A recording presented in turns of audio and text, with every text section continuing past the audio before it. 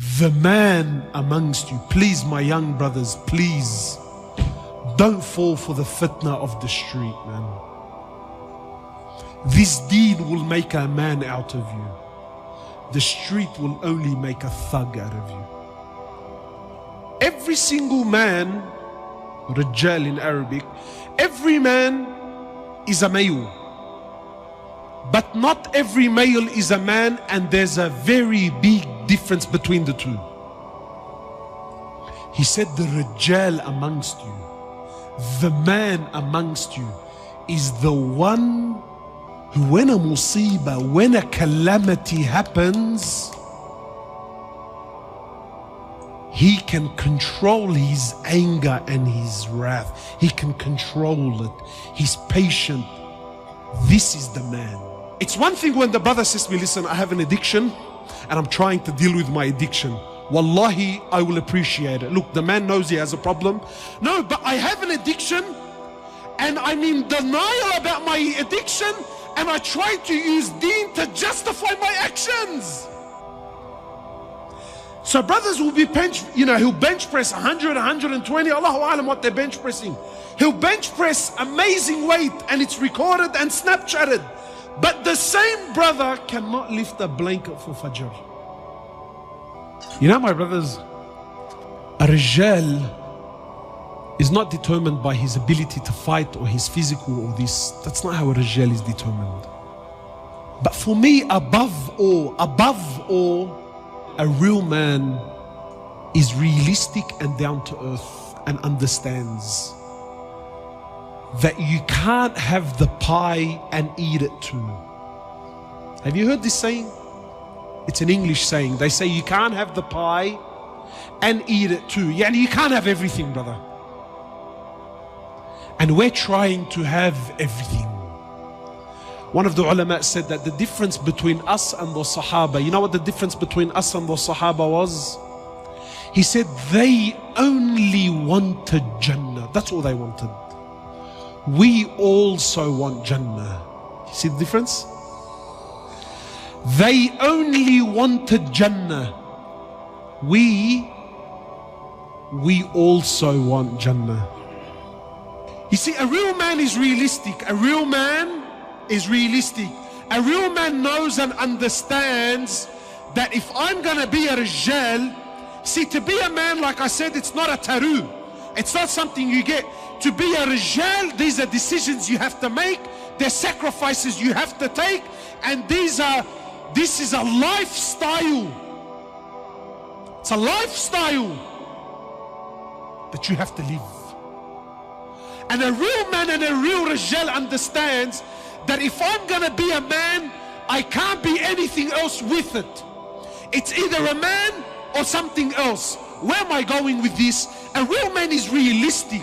He understands that when I get married, that when I have children, that when I take on a job, that when I give my word, when I make a commitment, there are sacrifices that have to be made.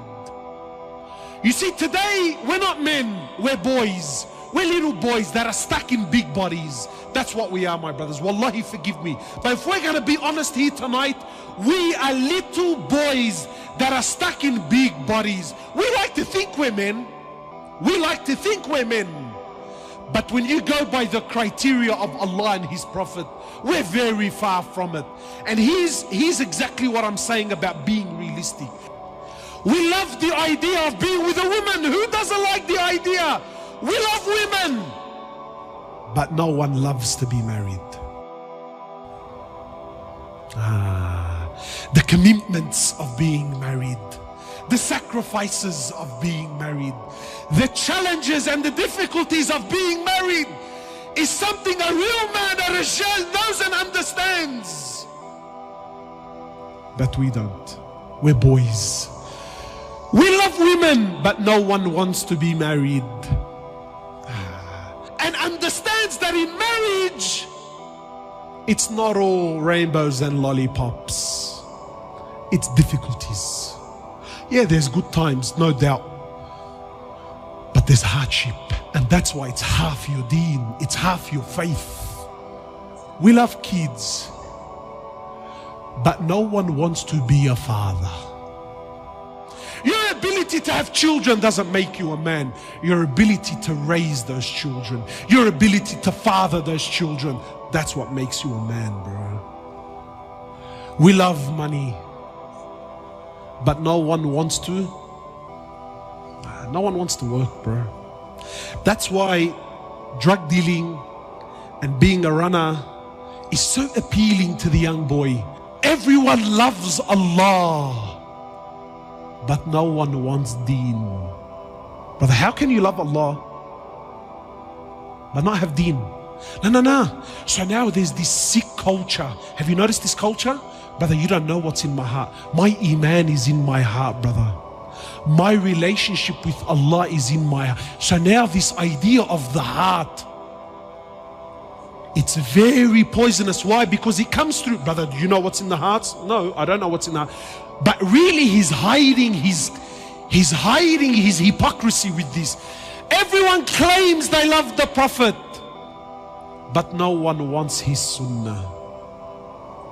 We love Jannah, but no one wants to die. Tell me, my brothers, is this the quality of a man? No, it's not the quality of a man. A man is realistic. A man is realistic. A man is honorable. You know what this ummah is suffering from, my brothers? Trust me, it's not knowledge. The alam is ocean, books, apps. Wallahi, jump on YouTube. Knowledge is there, it's abundant. What is this ummah suffering from more than anything? The biggest disease, the biggest sickness of the Muslims, the biggest calamity in the ummah. Do you know what it really is? There's no men. And you know who suffers the most when there's no men? Women and children. When there's no rijal, who suffers? You know, in English they say, when the cat's away, guess who come to play? When there's no rijal, when there's no men, when the cat's away, who comes to play? The rats and the mice. No men, rats and mice. Look at our societies. When man comes together, the world comes together. But qasam by Allah, as long as man is destroyed, this world will always be destroyed. We need to restore men. This ummah is suffering from a lack of men, my brothers. Ask yourself tonight, are you a rijal or are you a dhakar? Are you a man or are you a male? We ask Allah subhanahu wa ta'ala to make us men. Men whom He's pleased with. Men whom revive this ummah.